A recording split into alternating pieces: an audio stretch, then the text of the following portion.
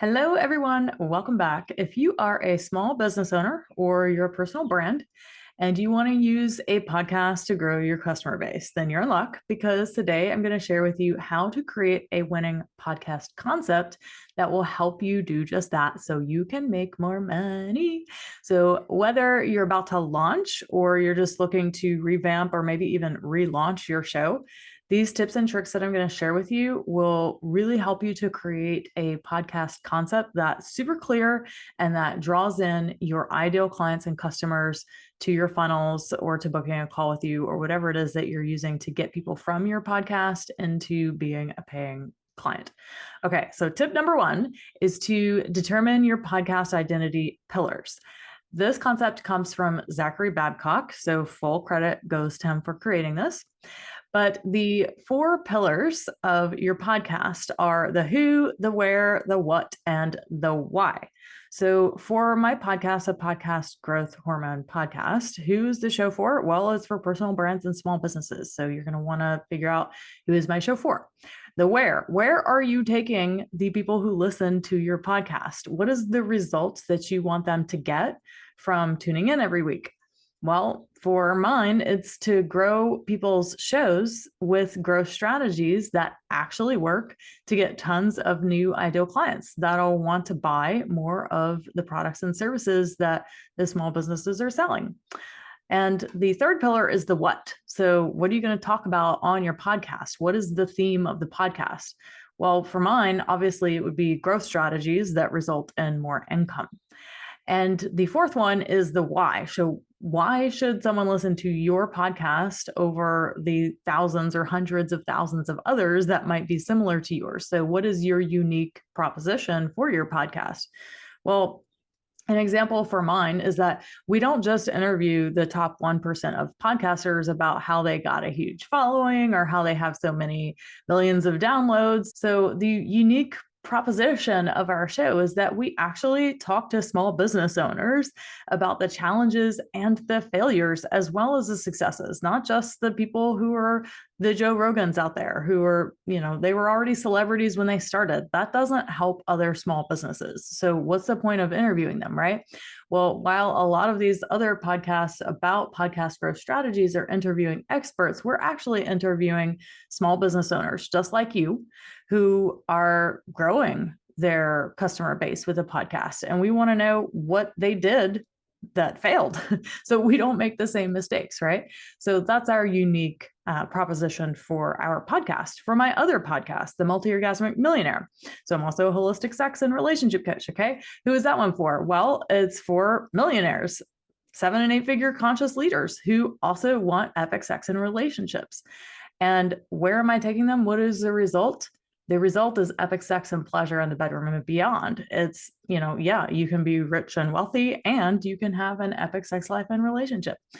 And the what is the theme? Well, it's the top sex and relationship tools and practices that are going to actually result in more epic sex and intimacy, not the talk therapy, not trying new toys or all the new things people think they need to do or checking their hormones, right?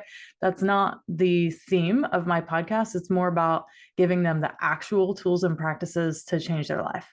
And why? Why should they listen to mine? Well, I discuss the things that actually work, like going into the somatic realm, Tantra, the Taoist practices that I teach, the latest psychotherapy and modern coaching modalities that actually work to transform people's sex lives and relationships.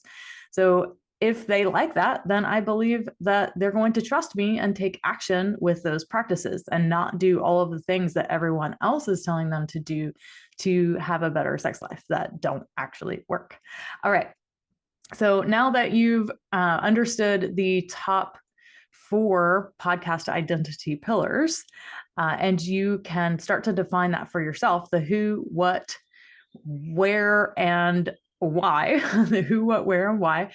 My second tip for you is to define your niche and your target audience with the very simple statement of, I help blank, who blank without blank statement. Okay. This one is super important for creating a winning podcast concept that creates more income. So you want to start by identifying your specific topic or a niche that you want to focus on. So for the Podcast Growth Hormone podcast, we are a podcast growth, editing, and launch agency wanting to grow our customer base. So our target audience is personal brands and small businesses who want their podcast to be completely hands-off once they finish recording so they can focus on strategy and sales without spending endless hours learning how to grow an audience or figure out the latest podcast technologies, right? So our statement would then be, we help personal brands and small businesses who want to use a podcast to grow their customer base without spending endless hours learning how to grow an audience or figure out the latest podcast technologies. All right, now I'll give you another example. I've got several examples here because this one's super important to hammer home so that you can use this in your podcast description, which I'll share more about in a moment. For my other podcast, I help 7- and 8-figure conscious leaders have the best sex and relationship of their life without years of therapy, blaming it on their hormones, or trying things in the bedroom that don't feel authentic. Okay, now, what if you're a health coach? Maybe you're a health and longevity coach and your target audience is corporate executives who've struggled making health a priority. All right, well, yours would be something like, I help corporate executives who want to be in the best health of their life without spending hours in the gym or adhering to strict diets. Super clear, right? So the more clear you are about who your target audience and your niche is, then people, when they come across your podcast, can be like, oh, that's for me. Okay, and one more example to really drill in the point here. So if you're a coach for burnt out moms, for example, who struggle with mom guilt and don't have a lot of time to do anything for themselves, your statement would go something like, I help burnt out moms prioritize self-care without experiencing mom guilt. Okay. If you can create this statement, you've not only identified your niche, but your target audience, which is going to go a long way in helping your ideal clients find your podcast. This will also help you create and update your podcast description. So when people are searching for podcasts with specific keywords like how to overcome burnout as a mom, then your podcast is going to pop up first.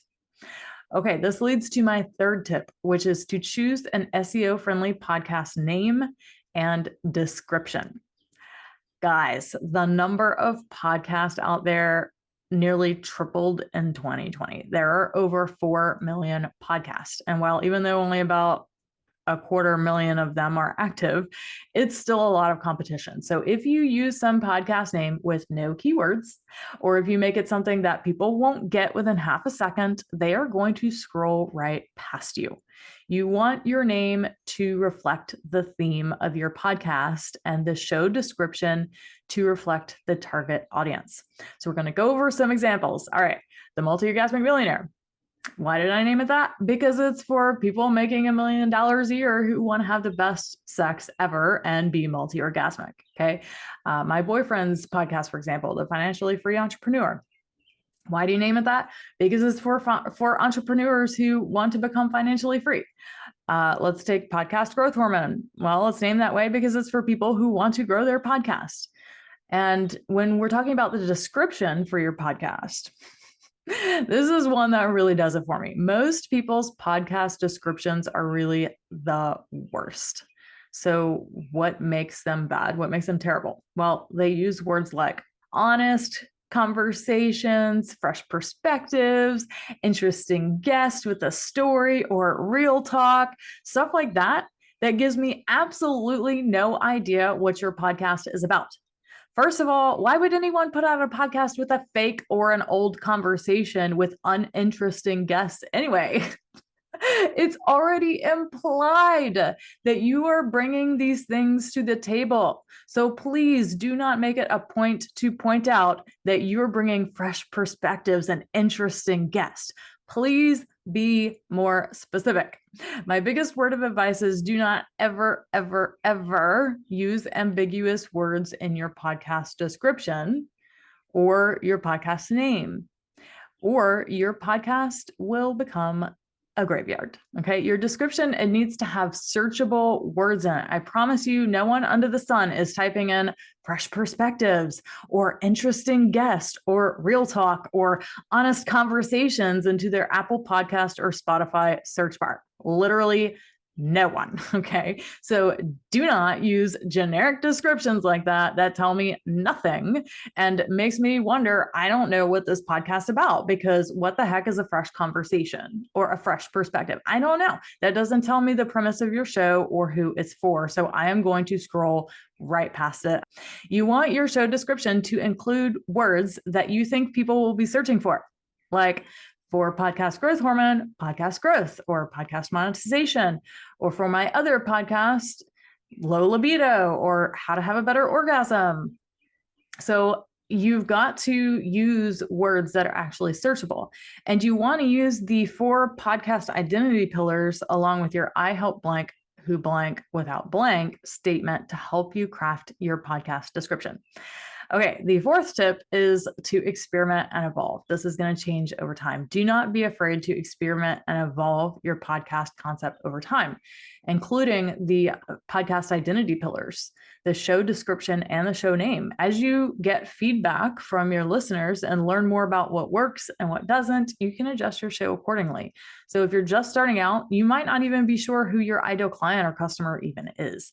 So this may change over time, and it's okay to update and evolve your description and your avatar, your ideal client avatar, over time to accommodate your new knowledge. Okay. All right, my loves, that's it. So by following these 4 tips of determining your podcast identity pillars, defining your niche and target audience, choosing an SEO-friendly podcast name and description, and experimenting and evolving these things over time, you will be well on your way to creating a winning podcast concept that will grow your show and draw in your ideal clients and customers. And if you would like our expert support with that, you can check out the link below and head to book a call with us to see how we might be able to support you in that endeavor. All right, loves, thanks so much for joining.